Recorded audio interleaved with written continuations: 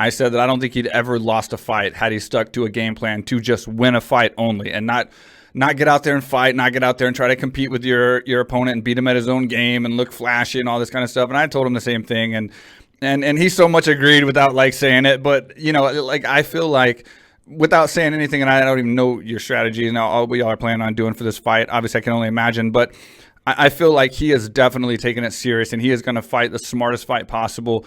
And the good thing about DC is he's never going to have a safe fight. Like, we could sit there and say he could have a safe fight and beat everybody, but it's like a safe fight for DC is not a boring fight. Like, DC can make an exciting fight anywhere. So it's not like he's going to go grab somebody around their waist and hold them down and just lock their arms up like Berkman did to Meek, and like in our fight. Like, he's going to be exciting no matter what. So I am super pumped to see him go out there. I think he's in his great form mentally from our podcast, and I think he's going to go out there and fight a great fight. And hats off to Stipe. Stipe is one of the best fighters in the world. I think he's an amazing fighter, and I think he's going to put up a hell of a fight because he's going to know what to expect, just like DC is going to know what to expect as well. And these two warriors are going to go out there, and I think we're going to be left with the greatest heavyweight of all time. And obviously we're biased, and we hope that's DC, and that's our goal. Of course. But I'm excited. I'm excited for it. Can you imagine what kind of execution I get if I really believed otherwise? It's like, I hate to tell you, but you're no longer my coach. Yeah, exactly.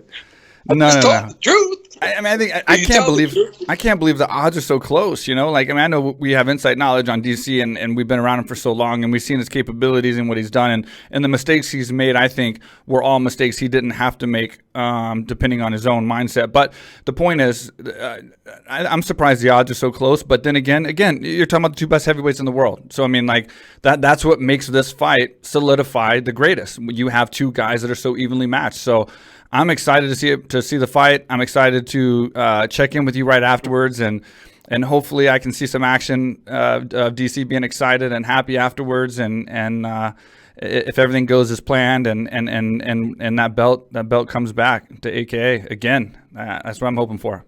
Yeah, well, I mean, that's the plan, right? And like you said, DC,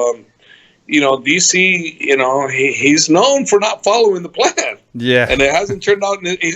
He's not a warrior, man. He just wants to go out there and be a warrior. But I'll tell you with this, 100%, he's never lost when he followed the plan. Never lost. And that's why I said he would never lose. Plan, destroys people. All right, let me ask you this, and I wasn't going to ask you this because I didn't want to seem disrespectful, because I don't want to make it look like DC doesn't listen or something. But I do want to ask this question. It doesn't. It doesn't sometimes. Right. But that's exactly why I said DC, I felt like he would never have lost a fight had he stuck to the game plan. But let me just ask you this, and this is no disrespect to DC, because the only reason DC's never not stuck to the game plan is because he's a fucking savage warrior who wants to fucking destroy people at their own game. It's not like he's scared or he got intimidated or he freaked out. So there's no way that this is an insult. In your opinion, and without giving his strategy away or game plan, how close do you think this time he will stick to the winning, quote unquote, the coach's winning strategy? Like, how close do you think compared to before that he will stick to it and he'll go out there and fight to win this fight? Okay, well, the last time I was 50-50 on it. This one I'm more like 90-10. Yeah, I feel the same way. He pretty much said it. I mean, in my podcast, he pretty much said the same thing. So I feel the same way. And that's good. Yeah. He talked about it. We all talk about it.